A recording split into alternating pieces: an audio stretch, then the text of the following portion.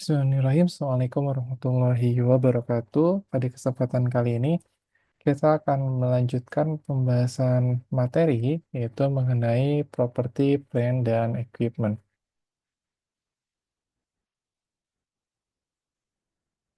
Nah, apa yang akan dibahas pada materi kali ini?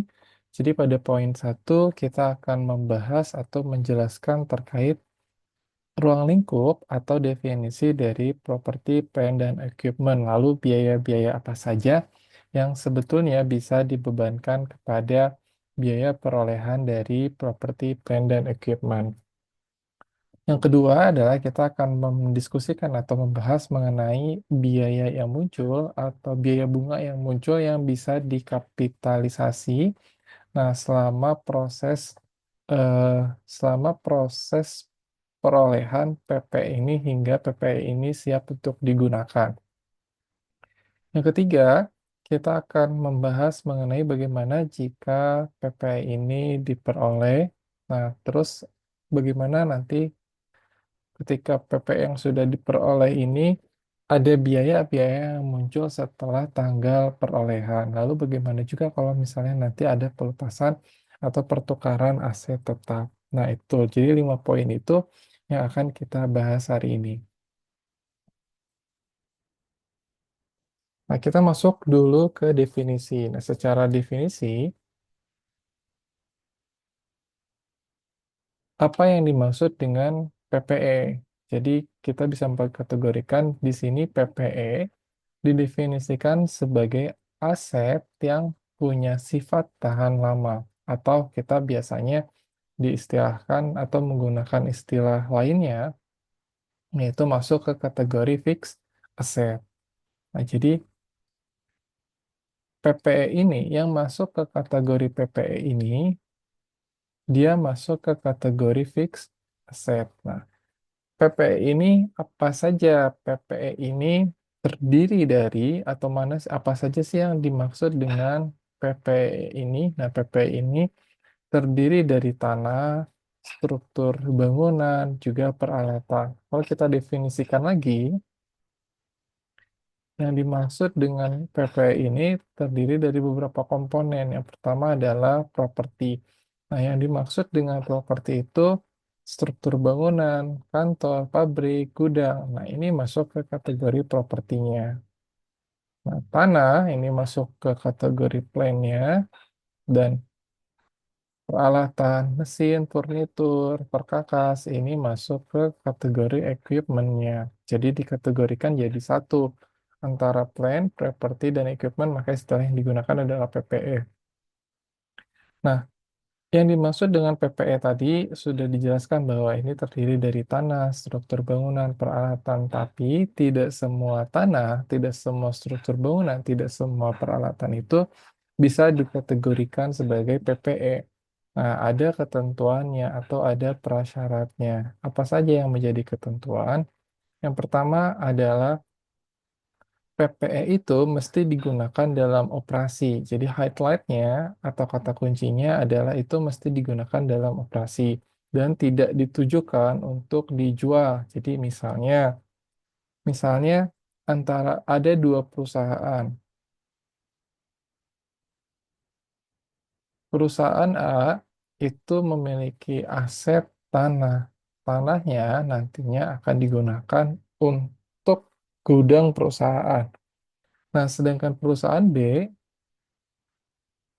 punya tanah, tapi tanahnya memang akan dikelola untuk dijual kembali. Jadi artinya dia adalah developer atau pengembang.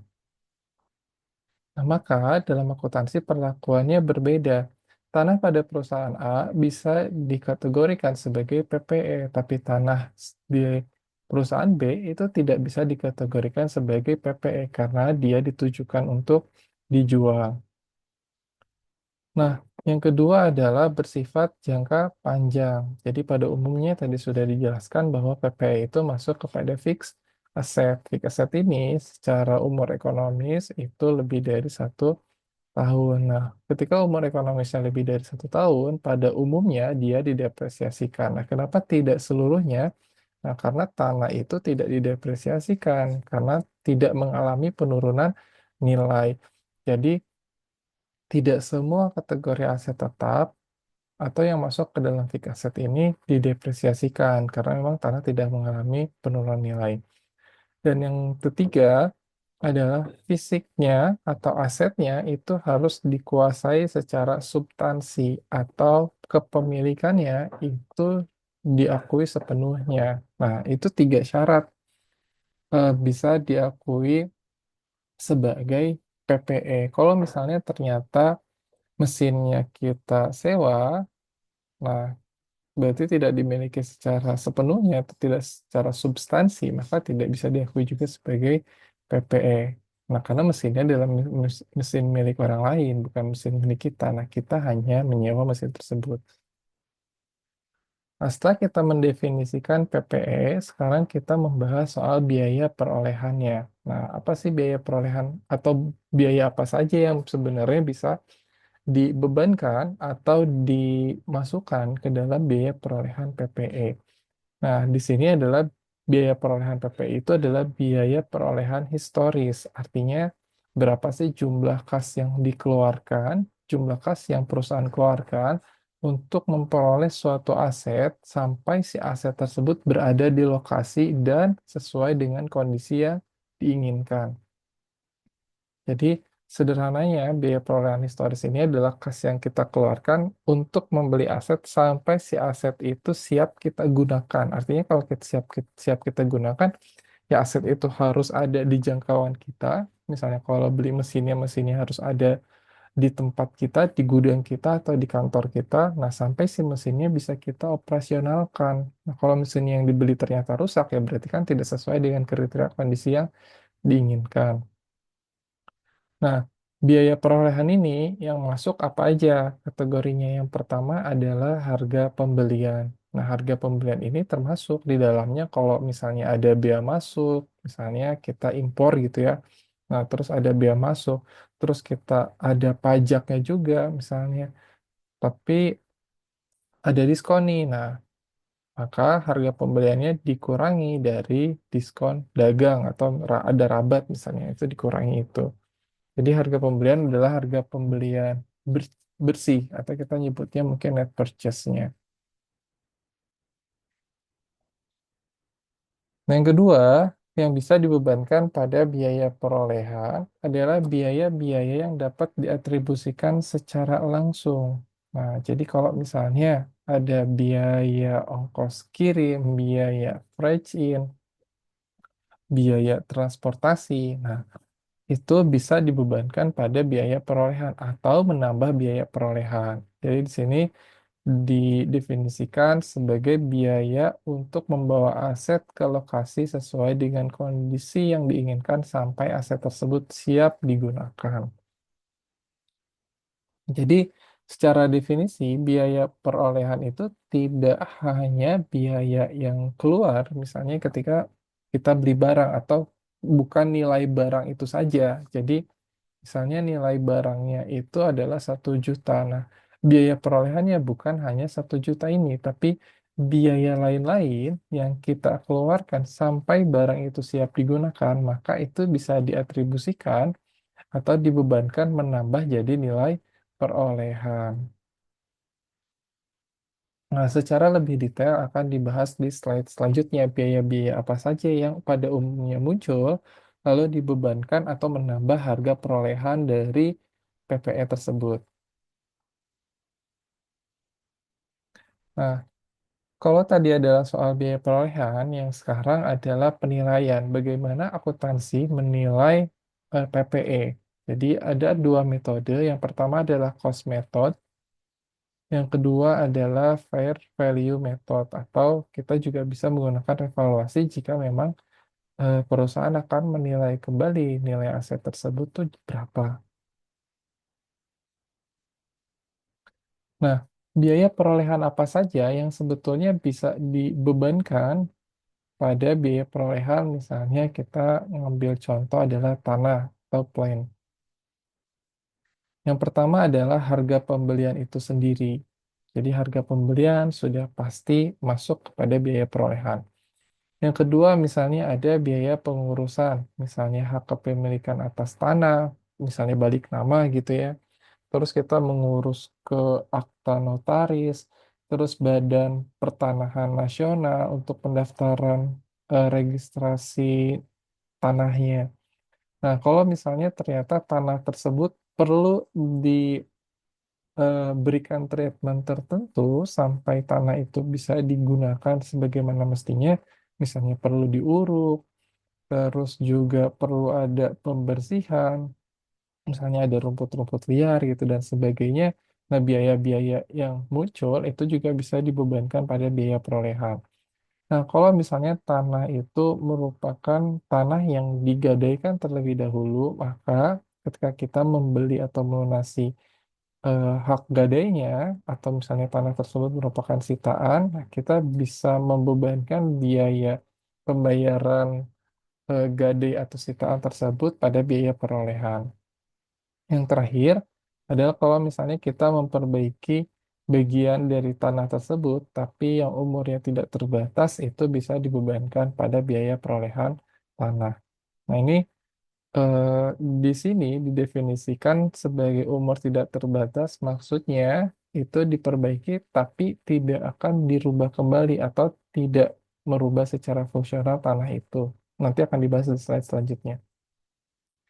Nah, jadi untuk tanah ada dua perbaikan. Jadi ada tadi yang di slide sebelumnya adalah perbaikan dengan umur tidak terbatas dan ini adalah perbaikan dengan umur masa pakai terbatas. Jadi misalnya di tanah tersebut akan dibuat jalan masuk pribadi, jalan setapak, pagar, atau tempat parkir. Nah, itu dicatat sebagai perbaikan tanah atau land improvement. Nah, masa pakai terbatas ini maksudnya kalau sewaktu-waktu nanti jalan masuk pribadinya mau digeser atau misalnya pagarnya mau dirubah, nah itu didefinisikan sebagai masa pakai terbatas.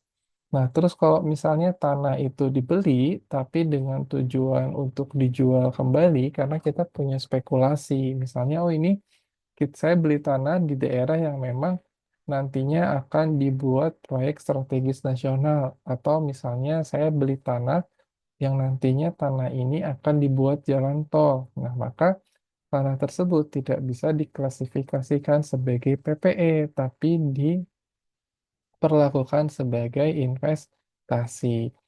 Nah, kalau misalnya tanah tersebut yang membeli adalah perusahaan real estate atau developer atau pengembang, yang mana akan diperlakukan sebagai barang dagangan, maksudnya dijual kembali, maka itu juga tidak bisa diklasifikasikan sebagai PPE atau aset tetap, maka diklasifikasikan sebagai persediaan. Jadi, tanah itu satu item, tapi perlakuannya bisa berbeda-beda tergantung peruntukannya untuk apa, maka treatment akuntansinya juga berbeda.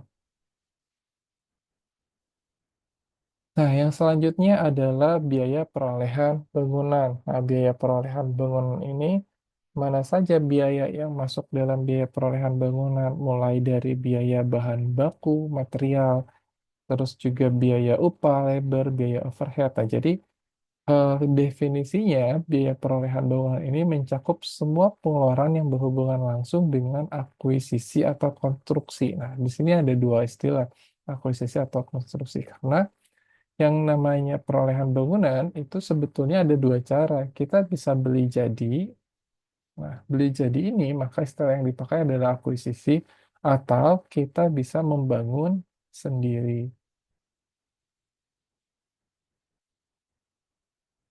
Nah, membangun sendiri ini maka istilah yang dipakai adalah konstruksi. Jadi atau misalnya kombinasi antara akuisisi dan konstruksi mungkin saja karena kita misalnya beli rumah tapi rumahnya belum siap huni, masih banyak misalnya dapurnya belum ada, terus kamarnya misalnya baru satu, nah terus misalnya kamar mandinya belum jadi, nah kita melanjutkan dari proses akuisisi ini ke proses konstruksi, maka semua biaya yang muncul pada saat proses akuisisi plus konstruksi itu dibebankan menjadi biaya perolehan bangunan. Jadi misalnya beli rumah 150 juta, terus membangun ya habis 300 juta, maka biaya perolehan bangunannya adalah sebesar 450 juta. Nah, itu yang disebut dengan biaya perolehan bangunan.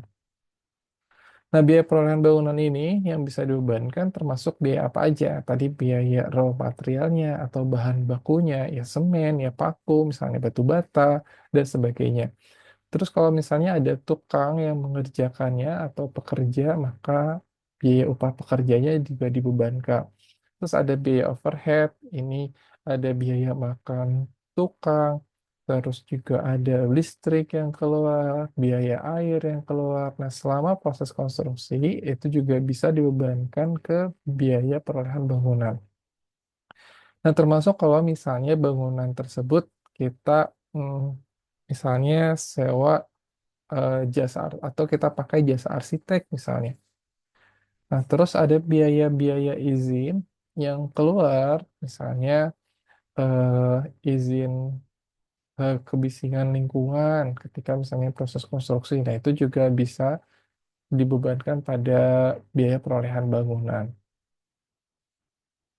Nah, jadi disimpulkan bahwa biaya pembangunan gedung atau perusahaan itu memperhitungkan semua biaya yang dikeluarkan dari penggalian, mulai dari peletakan batu pertama, misalnya pondasi, sampai dengan penyelesaian. Nah, sebagai bagian dari biaya pembangunan gedung tersebut yang dapat dibebankan ke biaya perolehan bangunan.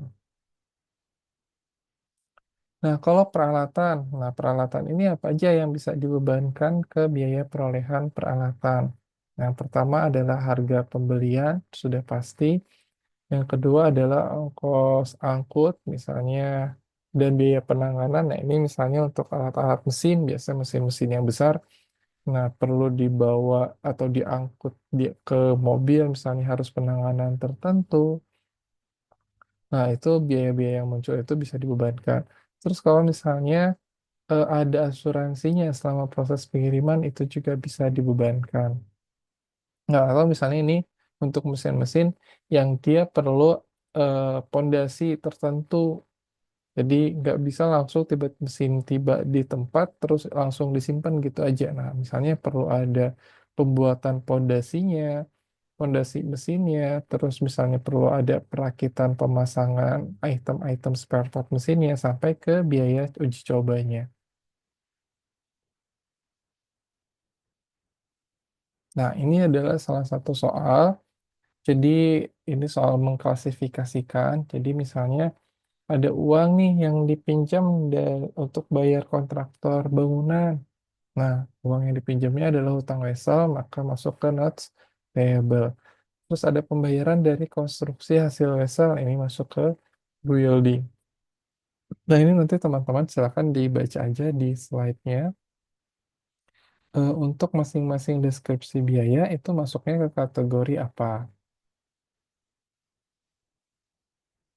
Nah, berkaitan dengan eh, properti, tadi udah dibahas, properti itu ada dua cara perolehannya, yaitu konstruksi dan akuisisi.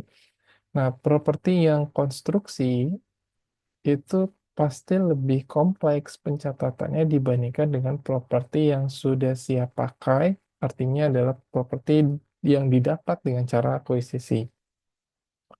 Nah, biaya-biaya yang muncul selama konstruksi sendiri atau kita nyebutnya self-constructed asset itu biasanya terdiri dari biaya bahan baku dan biaya upah. Nah, ada juga yang pasti muncul biaya overhead. Nah, biaya overhead ini dihitung menggunakan dua cara. Ada perusahaan yang memasukkan biaya tetap sebagai biaya overhead, jadi hanya biaya tetapnya saja yang masuk ke biaya overhead.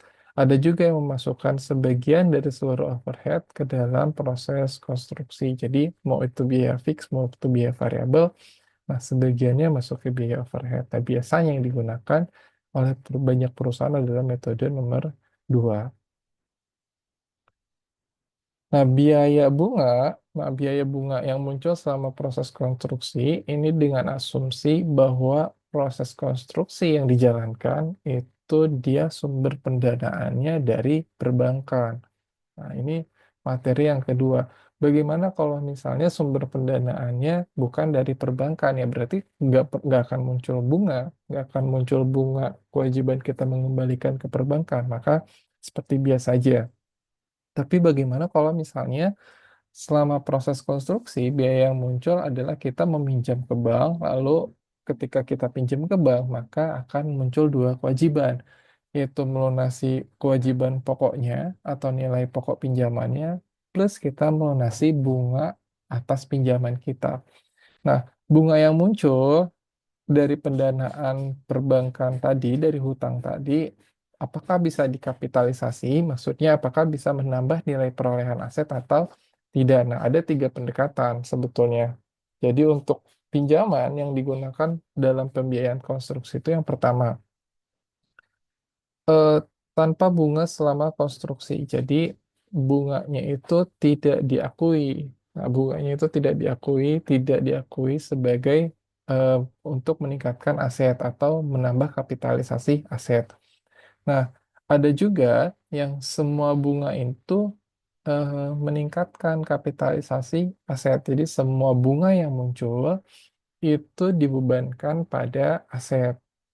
Nah, tapi IFRS itu merekomendasikan bahwa kapitalisasi biaya bunga itu bisa dibebankan atau bisa dikapitalisasi kepada biaya perolehan aset. Jadi ini posisinya di tengah, maksudnya sebagian berarti.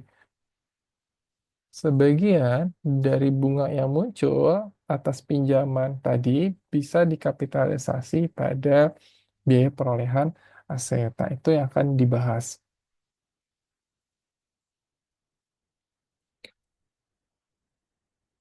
Nah, eh, bagaimana apa prasyarat bunga itu bisa dikapitalisasi? Yang pertama adalah konsisten dengan biaya historisnya.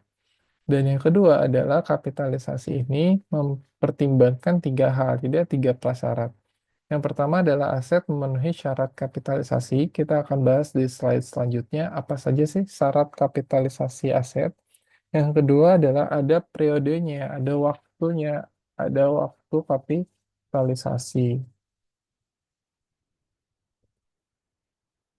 Nah, yang ketiga ada nominalnya, nominal yang akan dikapitalisasi. Nah, aset yang memenuhi syarat kualifikasi atau kita nyebutnya adalah aset kualifikasian, itu kriterianya adalah aset yang memerlukan waktu cukup lama untuk disiapkan hingga siap untuk digunakan atau dijual. Jadi, aset-aset yang dalam prosesnya pembangunan sendiri atau self-constructed itu harus yang aset yang memang memerlukan waktu cukup lama, walaupun cukup lama ini debatable ya, maksudnya tidak didefinisikan jangka waktunya berapa. Nah, dua jenis aset tersebut yaitu aset dalam konstruksi yang akan digunakan sendiri atau aset yang ditujukan untuk dijual atau disewakan yang dibangun atau diproduksi sebagai proyek terpisah. Jadi baik aset yang akan digunakan sendiri maupun aset yang akan dijual atau disewakan itu bisa dikapitalisasi. Nah, kapan itu dikapitalisasi? Dimulai ketika pertama pengeluaran untuk aset itu terjadi. Jadi terhitung ketika misalnya eh, peletakan batu pertama untuk pondasi. Nah, itu kan udah keluar tuh uang untuk pembayaran itu. Nah, berarti itu sudah mulai dicatat. Yang kedua adalah ketika aktivitas untuk menyiapkan aset yang akan digunakan atau dijual sedang berlangsung. Ya, ini kan aktivitas konstruksinya. Nah, terus kapan? Ketika biaya bunga sedang terjadi. Nah, biaya bunga pinjaman tadi kita pinjam ke bank, itu bisa mulai dicatat kapitalisasinya ketika biaya pinjaman itu sudah mulai dibebankan oleh pihak perbankan atau pihak kreditur ke kita. Nah, berakhir pada saat aset secara substansi itu selesai dan siap digunakan. Artinya, sampai aset benar-benar selesai, siap digunakan, entah itu digunakan sendiri atau dijual, maka itu berakhir juga periode kapitalisasinya.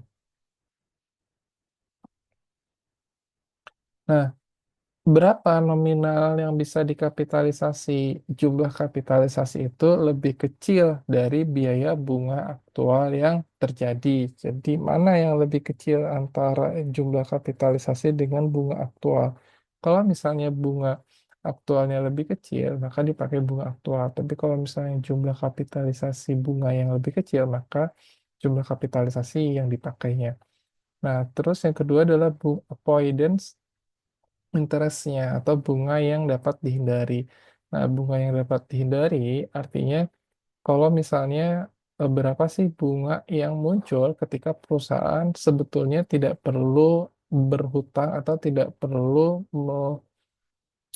mengandalkan pendanaan dari pihak perbankan selama proses konstruksi atau mengandalkan hutang selama proses konstruksi. Jadi berapa bunga yang bisa dihindari kalau misalnya perusahaan tidak berhutang gitu. Nah, jumlah untuk kapitalisasi ini bisa dihitung menggunakan pendekatan akumulasi rata-rata tertimbang. Nah, akumulasi rata-rata tertimbang ini membobot pengeluaran konstruksi, nah, dengan periode waktu tertentu yang bisa dikenakan atas bunga itu. Kalau bingung nanti ada contoh perhitungannya. Nah, misalnya di sini ada contohnya. Handrain Group itu memutuskan untuk membangun gudang. Nah, butuh waktu selama 17 bulan. Nah, pembangunannya dimulai dari tahun 2019. Nah, selama tahun 2019, Unrain Group ini udah ngeluarin uang nih ke kontraktor. Yang pertama adalah 240.000 itu pada bulan Maret, 480.000 pada bulan Juli, dan 360.000 pada bulan 1 November. Nah, kita lihat ketentuannya. Biaya bunga itu dicatat ketika pengeluaran aset sedang terjadi. Nah, maka dicatat kita catat biaya-biaya berdasarkan masing-masing timeline waktunya. Nah, pertama dari 1 Maret 240.000, terus juga Juli 480.000, November 360.000. Nah, maka total pengeluarannya adalah 1.080.000. Nah, maka kita kapitalisasi. Periode kapitalisasinya dihitung dari bulan Maret sampai bulan Desember. Maka ini 10/12. Nah, Juli ke Desember ada 6/12, November ke Desember 2 bulan. November dan Desember itu sendiri, makanya 2/12. Maka sebetulnya rata-rata pengeluaran tertimbangnya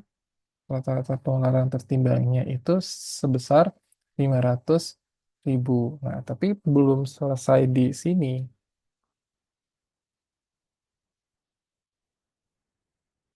Nah, setelah kita tahu jumlah rata-rata tertimbangnya, maka kita perlu menentukan dulu suku bunga yang akan dipakai itu yang mana.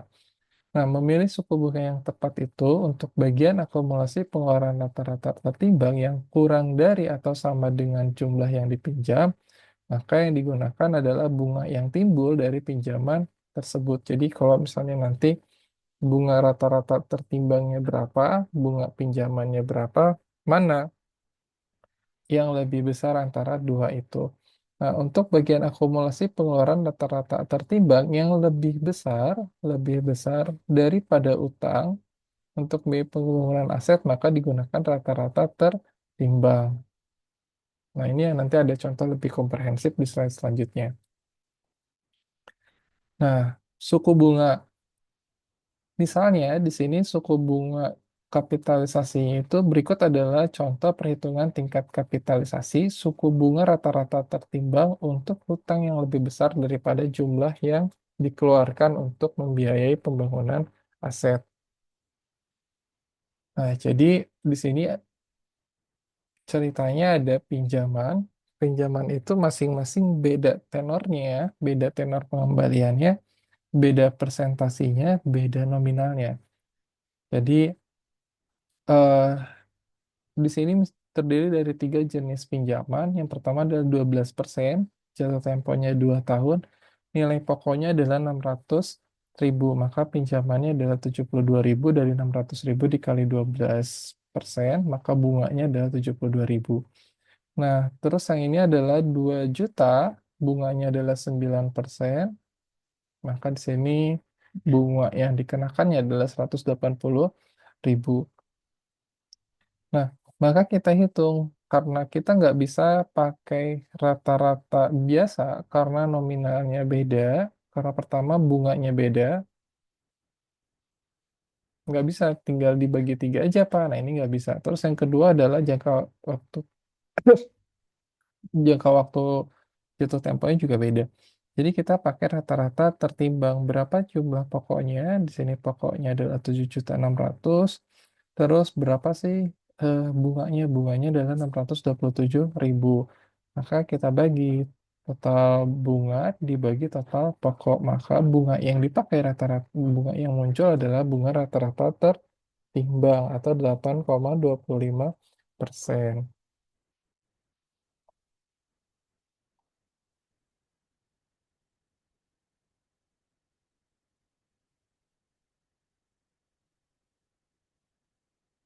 Nah, ini ada contoh yang lebih komprehensif untuk menggambarkan korelasi atau penggunaan rata-rata tertimbang dengan tingkat suku bunga. Jadi, misalnya di sini ada perusahaan Salah Company, ini dia mau bangun gedung, nilainya adalah 1.400.000. Nah, di atas tanah yang seharga 100.000. Nah, Sela itu udah keluar nih, udah keluar biaya selama jadi dari 1 Januari sampai 31 Desember. 1 Januarinya 210.000, terus Maret 300.000, Mei-nya 540.000, 31 Desembernya 450.000. Nah, totalnya adalah 1.500.000. Nah, kenapa 1.500.000? Karena tadi harga bangunannya adalah 1.400.000, tapi ada harga tanah 100, jadi 1.500.000.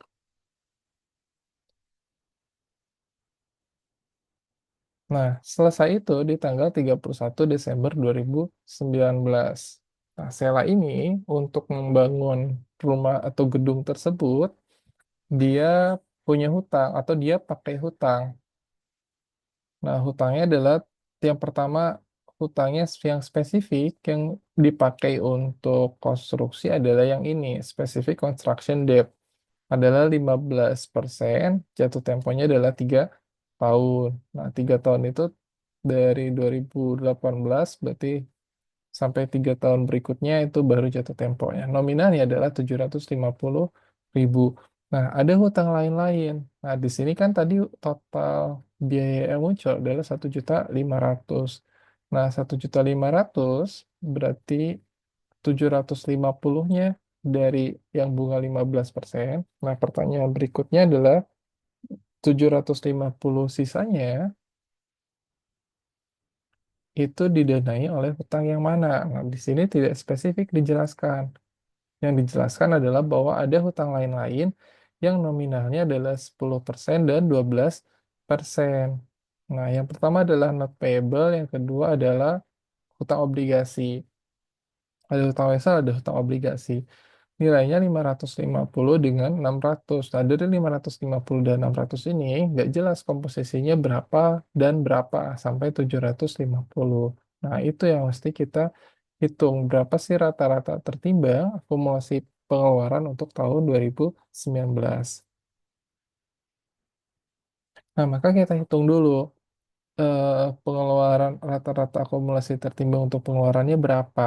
Nah, Januari ke Desember itu kan 1 tahun ya berarti 12. Nah, Maret ke Desember itu 10, Mei ke Desember 8, dan Desember itu sendiri berarti kan nggak ada, di sini 0.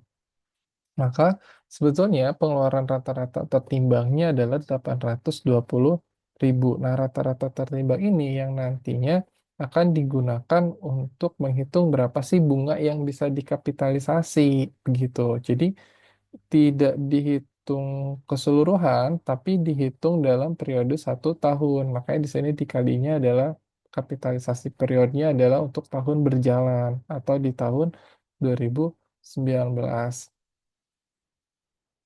Nah, kita mau menghitung bunga untuk 2019 saja itu berapa.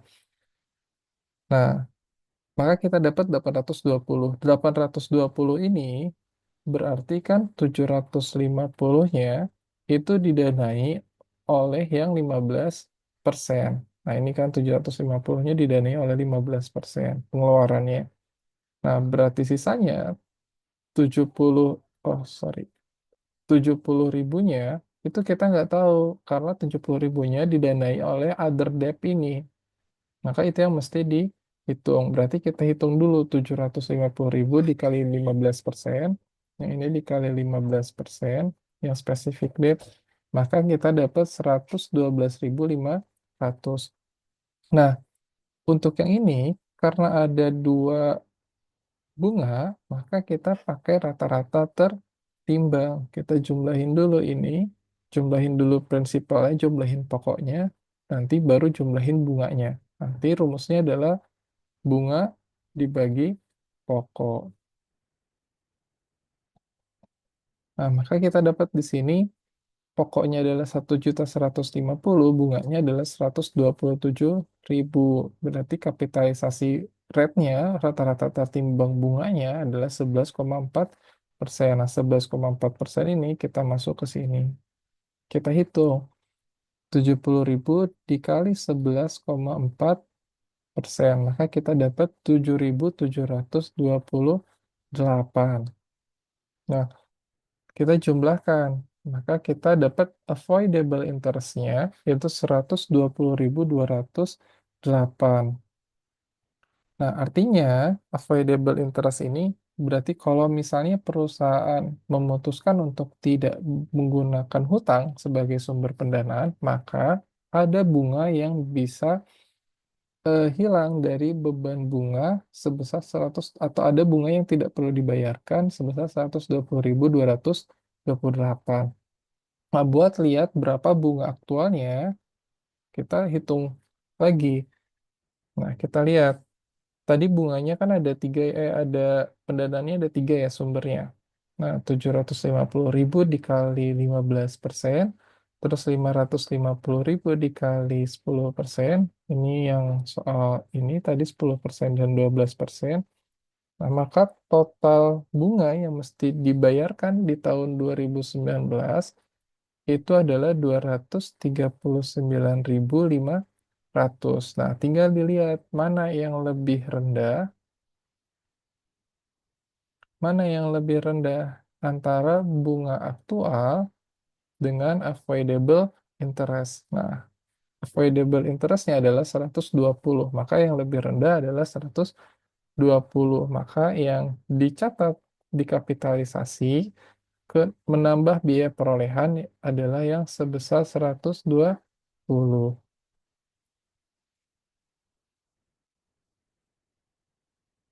Hmm. Jadi tidak seluruhnya nih 239 dikapitalisasi. Jadi hanya sebagian yang bisa dikapitalisasi. Yang dikapitalisasi adalah nilainya 120.228. Jadi dari 239 ini berarti yang dicatat sebagai beban. Jadi kan awalnya 239.500 ini kalau tidak dikapitalisasi, maka dia dicatat sebagai beban bunga. Yang mana beban bunga ini itu akan mengurangi laba berjalan. Nah, tapi di FRS ternyata diperkenankan. Tidak seluruhnya mesti diakui sebagai beban, tapi boleh sebagian. Nah, sebagian itu yang tadi kita cari. Maka sebagian dari 239.500 ini, berapa sih sebagiannya yang boleh dikapitalisasi nambah harga aset? Oh, ternyata setelah dihitung cuma 120.228. Maka selisihnya 119.272. 119.272-nya itu masuk ke beban gitu. Beban bunga 120-nya ini menambah aset seperti itu. Maka kita jurnal. Pertama pengeluaran di 1 Januari, plan itu 100 eh, ribu, tanahnya 100.000, Terus building atau construction in prosesnya itu 110. Nah, di sini dijelasin kan di soal Pak kos 110 dari mana? Nah, di sini kan dia bayar 210, kas yang keluar 210, 210 itu di sini 100-nya dari tanah, nah, sisanya itu masuk ke 110-nya berarti masuk ke gedung gitu. Nah, 100-nya dari tanah, 110-nya ke gedung, atau kita nyebutnya CIP. CIP itu construction in process. Nah, case-nya adalah 210. Nah, terus selanjutnya karena tanah cuma sekali dilunasinnya di awal, terus selanjutnya adalah building 300 pada cash, building pada cash, build. Nah, di akhir building itu kapitalisasi, karena di kapitalisasi interest itu tadi saya bilang menambah harga perolehan, artinya langsung menambah aset. Nah, makanya di sini debitnya adalah aset itu sendiri. Buildingnya 120.000, interest expense-nya adalah 119. Nah, cash yang keluar di kapitalisasi itu bukan berarti kita jadi nggak bayar bunga. Di kapitalisasi itu kita tetap mesti bayar bunga. Bunga yang keluar kan untuk tahun berjalan adalah 239.500. Maka kita tetap bayar bunga senilai 239.500. Nah, seperti itu. Nah, di laba rugi, nanti yang dicatat itu tidak sebesar 239.500, tapi yang dicatat adalah 119.272. Nah, karena 120-nya ini sudah dikapitalisasi, ini masuk ke neraca. Komponen aset tersebut ke komponen building berarti.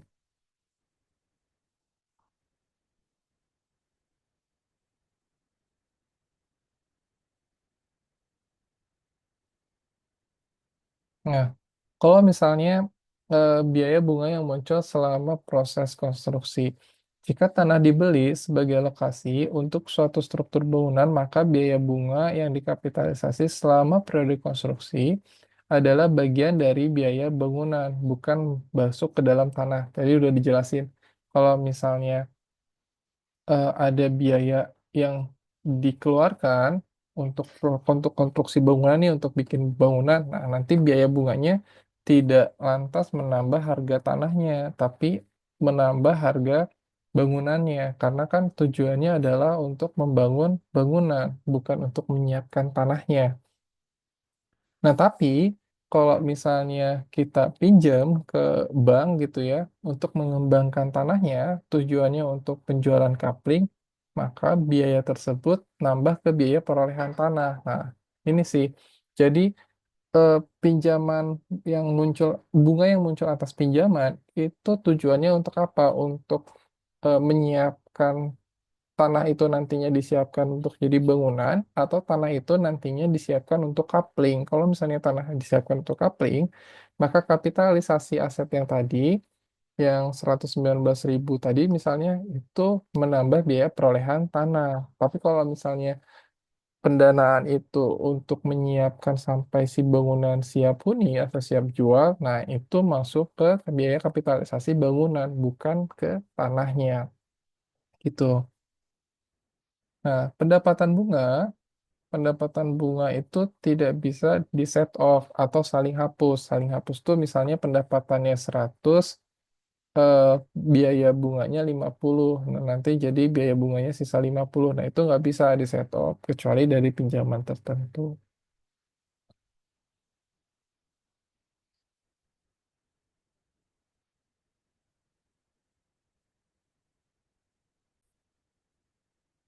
Nah, untuk penilaian PPE, perusahaan itu harus mencatat PPE. Yang pertama adalah pada nilai wajar yang mereka dari pada nilai wajar dari apa yang mereka berikan, atau pada nilai wajar aset yang diterima. Jadi pada nilai wajar apa yang mereka berikan ini kita lihat berapa sih nilai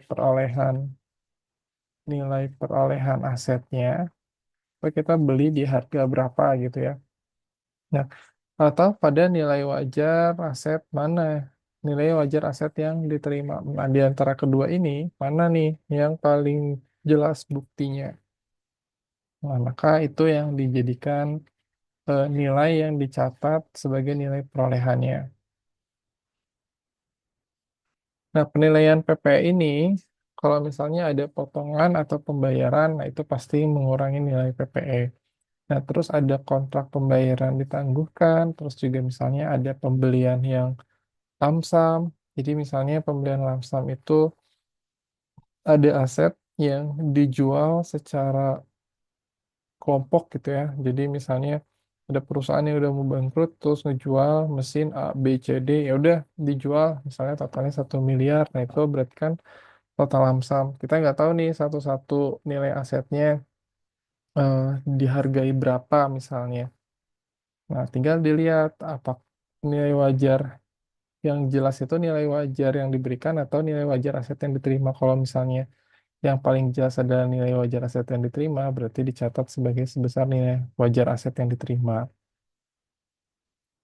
Nah, selanjutnya dalam materi aset itu ada istilah pertukaran aset. Jadi, boleh aset misalnya saya punya mesin A ditukar dengan mesin B yang tipenya lebih bagus, kualitasnya lebih bagus misalnya. Nah, itu mungkin-mungkin saja terjadi. Nah, pertukaran aset ini dibagi dua kelompok. Ada yang disebut pertukaran non-moneter, pertukaran aset non-moneter. Nah, ada juga yang monetary atau moneter. Nah, dalam konteks ini, artinya pertukaran aset non-moneter ini tidak melibatkan kas gitu ya. Jadi tidak ada kas yang diterima atau yang dikeluarkan. Nah, pada umumnya dihitung pertama nilai wajar aset yang diserahkan atau nilai wajar aset yang diterima. Ini sama kayak tadi. Nah, perusahaan harus mengakui setiap keuntungan atau kerugian dari pertukaran aset tersebut dengan catatan bahwa pertukaran aset ini memiliki substansi komersial. Nah, apa itu substansi komersial? Kan kita bahas di next slide.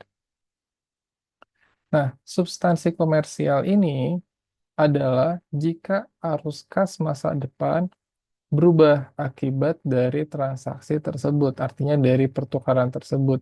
Nah, apa yang dimaksud dengan kas masa depan berubah? Jadi misalnya perusahaan punya mesin, mesin produksi gitu ya, mesin tipe A. Nah, mesin tipe A ini dipertukarkan dengan mesin tipe B. Nah, kapasitas mesin tipe A ini misalnya cuma 100 pieces. Nah, kapasitas tipe B ini adalah 250 pieces.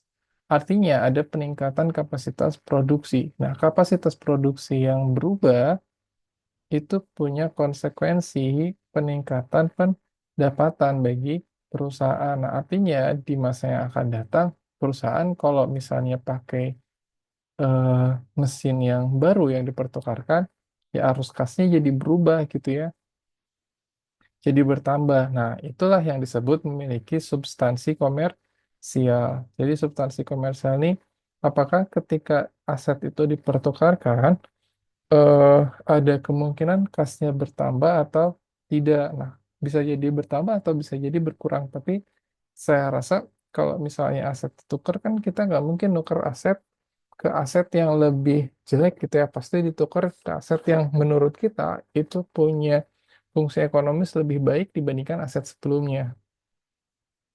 Nah, di sini dijelaskan mudahnya jika posisi ekonomi kedua belah pihak berubah, maka transaksi tersebut dipandang memiliki substansi komersial. Nah, lalu bagaimana kalau misalnya ada substansi komersial? Nah, di sini dijelaskan. Yang pertama, kalau misalnya pertukaran tersebut mempunyai substansi komersial, maka perlakuan akuntansinya, nah setiap kerugian atau keuntungan yang didapat dari pertukaran aset tersebut recognize harus diakui immediately segera. Jadi harus dicatat baik itu kerugian maupun keuntungan atas pertukaran aset. Nah, kalau misalnya pertukaran itu lack commercial substance, artinya tidak memiliki substansi komersial. Maka keuntungan atau kerugian itu ditangguhkan. Ditangguhkan itu artinya tidak dicatat sebagai akun kerugian atau keuntungan. Nanti ada contoh lebih jelasnya. Nah, misalnya di sini pertukaran aset non-monetary yang dia punya substansi komersial. Nah, perusahaan itu wajib mengakui kerugian atau keuntungan jika pertukaran memiliki substansi komersial. Nah, alasannya karena perusahaan itu tidak boleh menilai aset lebih dari harga setara kasnya. Nah, jadi nggak boleh aset itu misalnya setara kasnya itu berapa, nah nggak boleh lebih tinggi dari itu. Nah, selisihnya itu harus diakui sebagai kerugian atau keuntungan. Tadi loss or gain. Nah, terus kalau misalnya kerugian tersebut ditangguhkan, maka nilai aset akan lebih saji atau overstated. Contoh, misalnya eh, information processing satu perusahaan menukar mesin bekasnya dengan model baru. Nah, pertukaran substansi komersial. Awalnya mesin bekas ditukar dengan mesin baru. Nah, ini menurut perusahaan memiliki substansi komersial. Tadi syaratnya substansi komersial sudah dijelaskan. Nah, mesin bekas ini nilai bukunya adalah 8.000. 8.000 itu harga perolehannya 12.000, akumulasi penyusutannya 4.000. Nah, berarti sisanya 12.000 dikurangi 4.000 adalah nilai buku atau book value-nya. Book value-nya adalah 8.000. Nilai wajarnya atau harga pasarnya adalah 6.000. Jadi walaupun book value-nya 8.000, tapi ternyata nilai wajarnya atau harga pasarnya mesin tersebut itu sebetulnya cuma 6.000. Nah, sedangkan mesin baru yang mau dipertukarkan itu harganya adalah 16.000. Nah, tapi di sini ngasih subsidi. Yaudah deh, nggak perlu 16.000. Nah, subsidi tukarnya adalah 9.000. Nah, jadi si perusahaan ini dia nuker ngeluarin mesin yang seharga tadi nilai wajarnya adalah 6.000 ditukar dengan mesin yang harganya 16.000 dikurangi 9.000 atau harganya jadi 7.000. Maka kita lihat nih eh, biaya berapa biaya perolehan untuk memperoleh mesin baru. Maka kita hitung biaya perolehan mesin lamanya berapa, 16.000. Terus dikurangi ada diskon atau tidak. Maka kita anggap subsidi ini sebagai diskon pembelian. Ada diskon pembelian 9.000. Maka net purchase-nya itu adalah 7.000.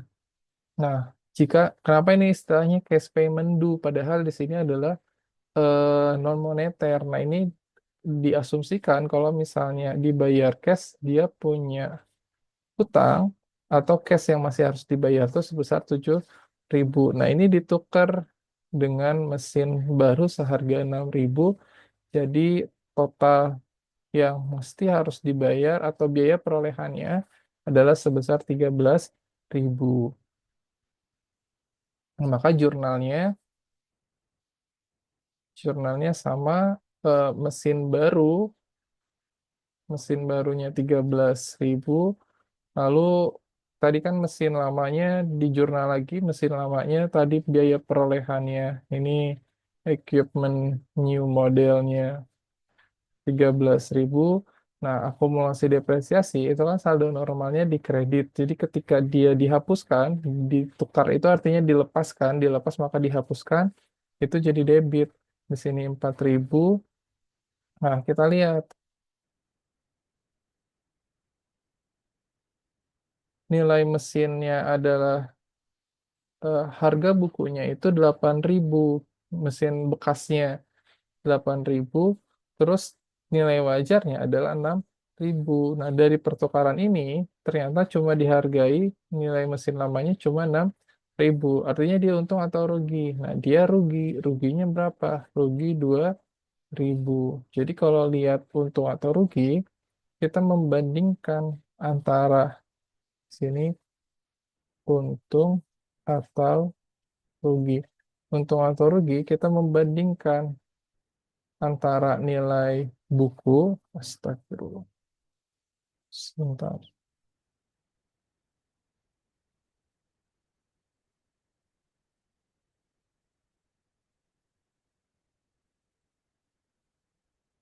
membandingkan antara nilai buku, nah nilai buku dengan nilai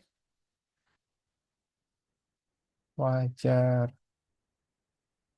Nah, kalau untung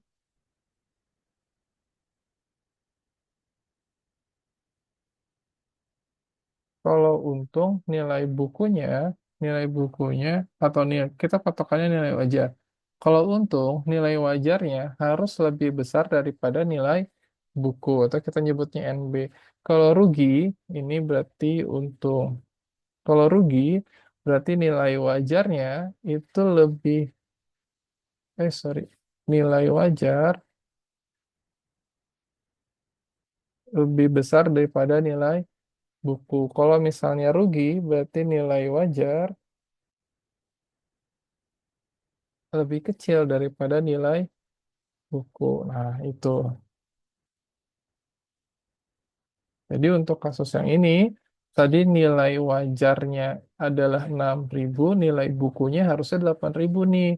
Oh, ya udah berarti di sini rugi 2.000. Tapi kalau misalnya nilai wajarnya ternyata dihargai sebesar 10.000, nah nilai bukunya cuma 8.000, berarti kan untung 2.000.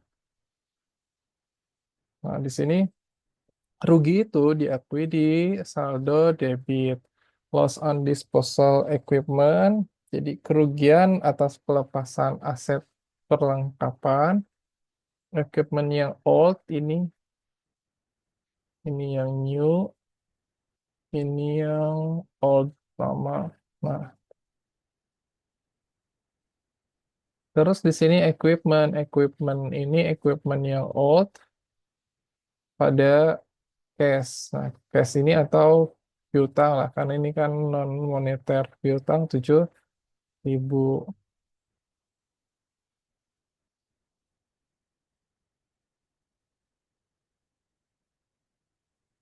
Lalu bagaimana kalau misalnya situasi untung dan contohnya adalah substansi komersial. Jadi di sini ada truk bekas itu mau ditukar dengan kendaraan semi truk. Truk bekas ini nilai buku gabungannya adalah 64 42.000. 42.000 itu dari biaya perolehannya 64.000, terus akumulasi penyusutannya 22.000. Nah, truk bekas ini bawa nilai pasarnya adalah 49.000. Nah, dari sini kelihatan nih selisihnya. Nilai bukunya adalah 42.000, tapi nilai wajarnya adalah 49.000. Nah, ini berarti kan ada keuntungan nih. Keuntungan sebesar 7.000. Nah, kenapa? Karena si truk ini dihargai lebih besar daripada nilai bukunya. Jadi nilai wajarnya lebih tinggi dari nilai buku.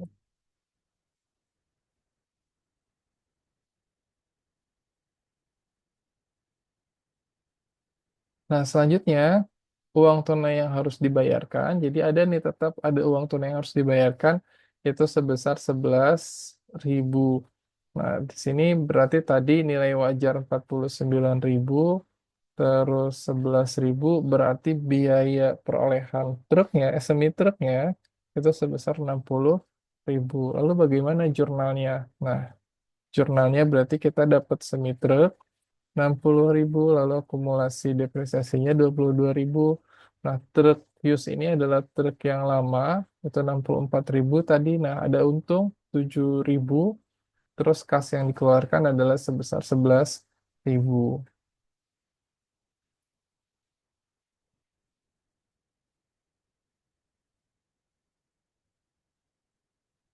Nah, lalu bagaimana kalau misalnya ternyata, kalau tadi kan ada substansi komersial. Jadi substansi komersial itu dicirikan pertukarannya itu ada gain atau loss-nya. Nah, lalu bagaimana kalau misalnya tidak memiliki substansi komersial untuk contoh yang tadi. Nah, maka tidak akan muncul akun 7.000 yang ini tuh tidak akan muncul kalau misalnya tidak punya substansi komersial.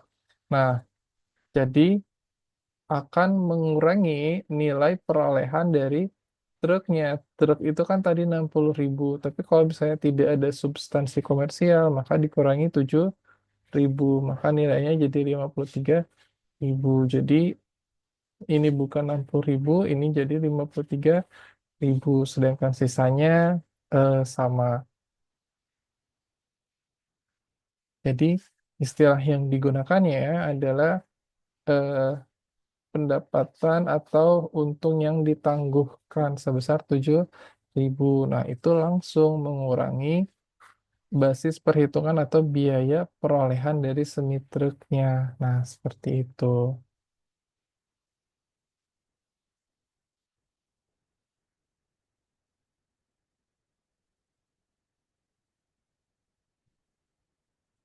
Nah, ini ada ringkasannya. Jadi, hitung total berapa keuntungan atau kerugian dari transaksi tersebut. Jumlah ini sama dengan selisih antara nilai wajar dengan aset yang diserahkan. Nah, jika pertukaran memiliki substansi komersial, maka setiap keuntungan atau kerugiannya harus diakui seluruhnya. Tapi jika tidak, maka tidak ada keuntungan ataupun kerugian yang diakui. Nah, jadi keuntungan atau kerugiannya tidak diakui, tak menambah atau mengurangi nilai aset.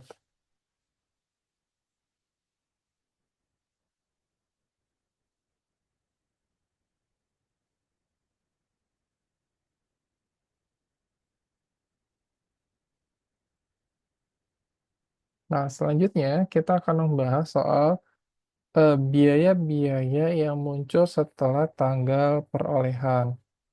Jadi mengakui biaya setelah tanggal perolehan sebagai aset ketika biaya tersebut dapat diukur secara andal. Jadi maksudnya ini kalau misalnya muncul biaya-biaya, misalnya kita beli mobil gitu ya, kita beli mobil tanggal 1 Mei. Nah, lalu setelah 1 Mei, misalnya tanggal 8 November, itu ada biaya-biaya yang diperuntukkan untuk mobil ini, misalnya biaya pergantian spare part, biaya ganti oli, dan sebagainya. Nah, itu diperlakukan sebagai apa? Nah, maka ketika biaya dapat diukur secara andal dan kemungkinan besar perusahaan akan memperoleh manfaat ekonomis di masa depan, itu bisa diakui sebagai biaya. Nah, nanti yang mesti dilihat adalah masa manfaatnya, jumlah produk yang dihasilkan, dan kualitas produk yang dihasilkan.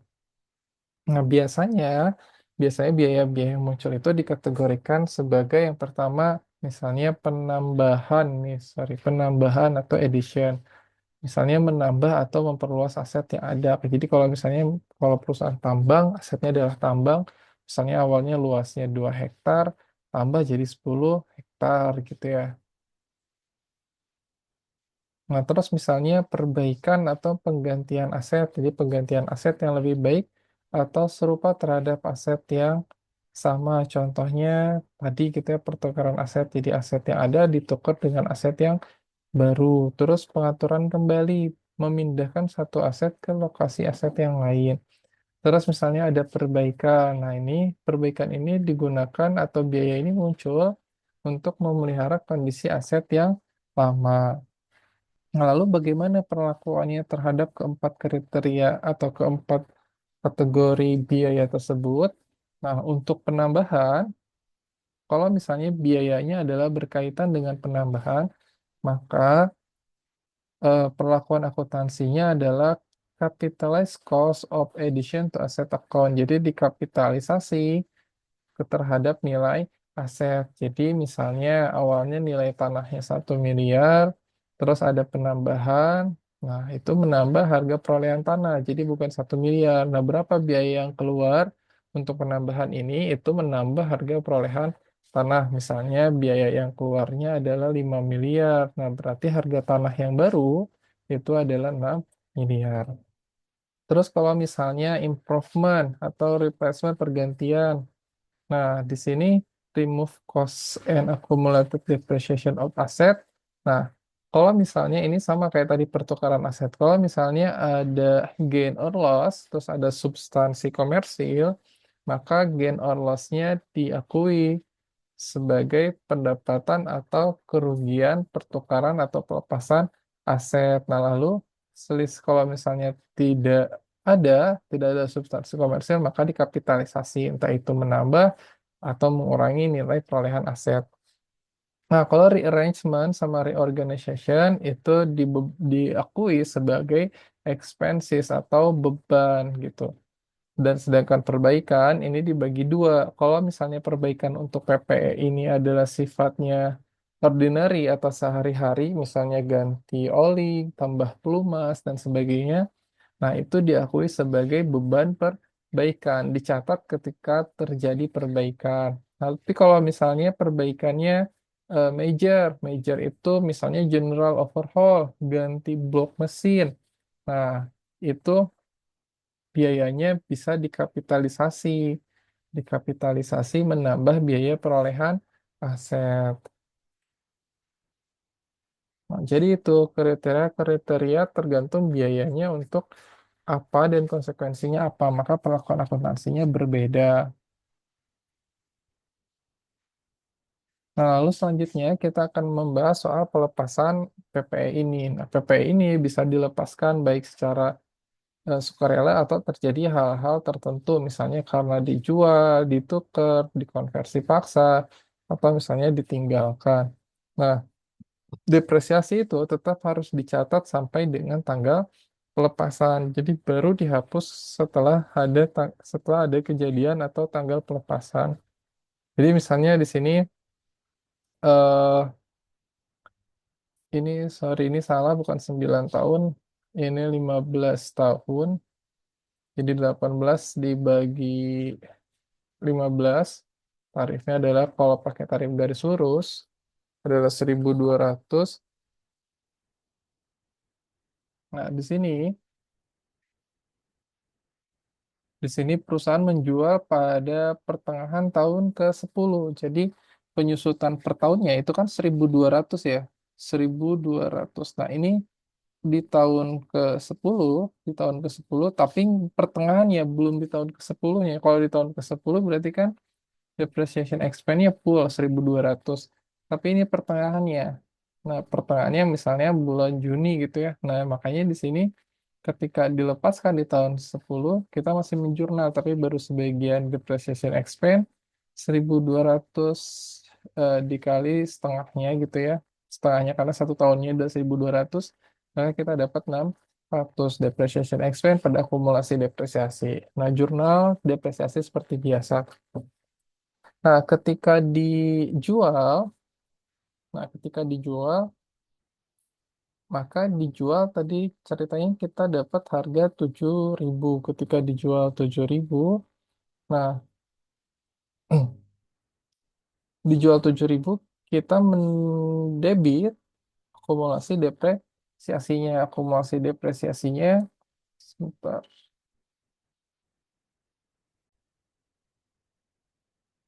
Nah, cashnya kita dapat 7.000. Nah, tadi kita lihat, sebentar. Nah, kita lihat akumulasi per tahunnya itu adalah 1.200. Nah, 1.200 ini asetnya untuk 15 tahun dijual di tahun ke-10. Nah, berarti 1.200 ini di pertengahan tahun ke-10, pertengahan tahun 10. Berarti 1.200 ini kita kali 9. Nah, 1.200 kali 9 itu kita dapat 10.800 akumulasi depresiasinya. Plus di tahun ke-10-nya pertengahannya jadi tambah 600, 10.800 ditambah 600.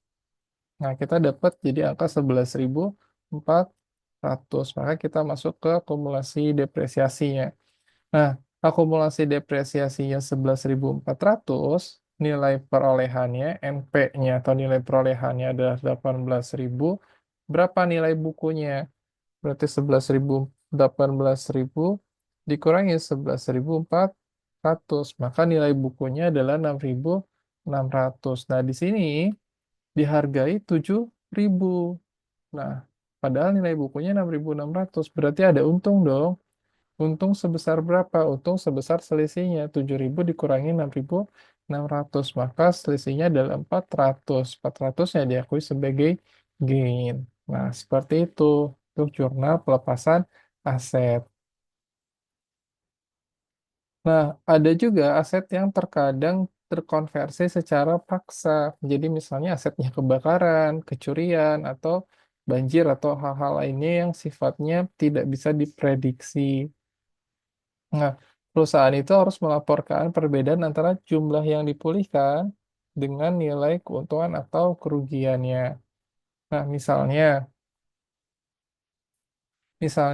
perusahaan menjual pabrik yang berada tepat di jalur jalan gitu, misalnya ngalangin jalan. Nah, perusahaan ini nerima uang 500.000. Secara substansial, nilai buku tanahnya adalah 150, nilai bangunannya adalah 100. Berarti di total-total nilai buku tanah dan bangunan adalah 250.000. Nah, dari sini nilai bukunya berarti tanah dan bangunan 250 dihargai 500. Berarti kan ada gain ya, gain sebesar 250.000. Nah, itu dicatat sebagai gain. Nah, tinggal dicatat aja cashnya 200 berarti terus yang disusutkan biaya bangunan itu 100 itu dari perolehannya 300, penyusutannya 200. Nah, tanah itu tidak disusutkan berarti penyusutannya 200. Building itu nilai harga perolehannya di kredit jadi 300, tanah jadi 150, tadi ada gain. Gain itu dari mana? Dari 150 ditambah 100, 250 dibayar 500. Berarti dia untung 250. Nah, itu yang bisa disampaikan terkait materi PPE Property Plan Equipment. Jika ada pertanyaan boleh disampaikan di kolom komentar. Saya tutup. Terima kasih banyak. Assalamualaikum warahmatullahi wabarakatuh.